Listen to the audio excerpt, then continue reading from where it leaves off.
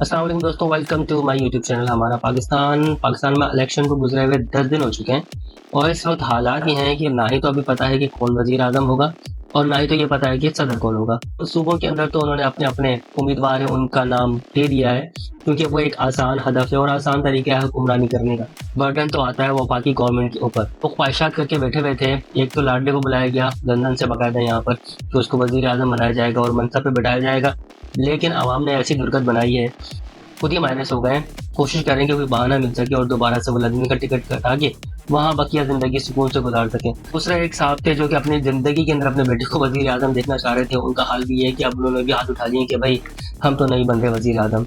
उसके बाद तीसरी जमात के हाथ पांव बांध के उनको इलेक्शन में दौड़ाया गया और उसके बावजूद उन्होंने वो हाल किया कि ये जो 2 ख्वाब पूरे नहीं हो सके उसकी वजह उस पार्टी की परफॉर्मेंस है। कहानी क्या है, आखिर ये चाह क्यों नहीं रहे वफाक के अंदर गवर्नमेंट बनाना। तो सबसे बड़ी जो ये जो 3 पार्टीज हैं, नवाज शरीफ का हाल तो ये है कि अगर हकीकत में देखा जाए तो 17 सीटें ही जीती उन्होंने, और अगर हद मार ली होगी बहुत ज़्यादा तो 20 से 25 सीटें जीती होंगी। इस पर तो जाहिर सी बात है वो गवर्नमेंट बना नहीं सकते। दूसरी जो हाल है पीपल्स पार्टी का, पीपल्स पार्टी नहीं थी, कोई इतनी सीटें नहीं कि वो वफाक के अंदर गवर्नमेंट बना सके। अब इन दोनों को बनाना पड़ेगा कोalition के साथ ही, और कोalition में गवर्नमेंट बनाने का मकसद ये है, मतलब ये होता है कि आपने कोई भी काम अपनी मर्जी से नहीं कर सकते जब तक आपके साथ मिले हुए लोग आपके साथ ना हो मुख्तलिफ मुश्किल फैसलों के अंदर। क्योंकि जो भी इस वक्त इकोनॉमिक क्राइसिस पाकिस्तान के अंदर है उसके अंदर वही गवर्नमेंट इसको संभाल सकती है और किनारे लेके जा सकती है जिसके पास मुकम्मल मैंडेट हो। याद रखिएगा, जिसका मुकम्मल मैंडेट हो और जो अवामी हिमायत के साथ आई हो, जिसके साथ अवाम की सपोर्ट हो।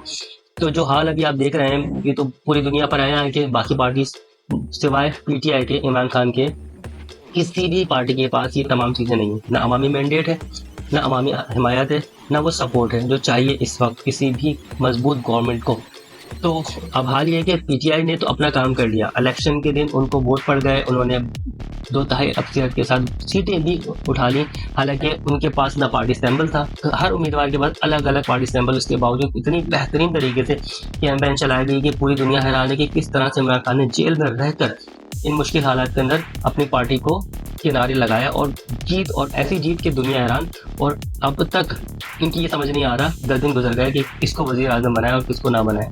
पीटीआई तो चाहती है गवर्नमेंट के अंदर आना, लेकिन उनकी डिमांड ये है, जो कि जायज़ भी है, कि हमें जो हमारी सीटें हैं वो हमें प्रोवाइड की जाए पूरी की पूरी, जो कि धांधली की चली गई हैं, और उसके बाद हम फिर एक मेजोरिटी के साथ ताकतवर गवर्नमेंट बना सकें ताकि हम मुश्किल फैसले कर सकें। इमरान खान ने अपने दौर हुकूमत के अंदर कहा था कि जब हम छोटे छोटे बिल भी पास करवाने पड़ते थे तो मुझे उस दिन कई पैराडोल खानी पड़ती थी। पीटीआई ने क्लियरली कह दिया कि अगर हमें हमारी लूटी हुई सीटें नहीं मिली तो हम पोजीशन में बैठेंगे, और नून लीग ने भी कह दिया कि हम वफाक में नहीं बैठ रहे, हम अब सिर्फ सूबे के अंदर बैठेंगे। पीपल्स पार्टी के पास अपना सूबा है सिंध, और उसके अलावा बलूचिस्तान के अंदर भी गवर्नमेंट बना सकते हैं। अब यहाँ पे सबसे बड़ा जो हर्डल आ रहा है वो ये नून लीग के लिए खासतौर पर, कि उनके लिए जब ये सारा गेम प्लान तैयार किया गया, इतनी सारी बुराइयां अपने मत्थे ले ली हैं ताकतवर हल्कों ने, नून लीग ये कह रही है कि हमने तो वफाक में गवर्नमेंट नहीं बनानी।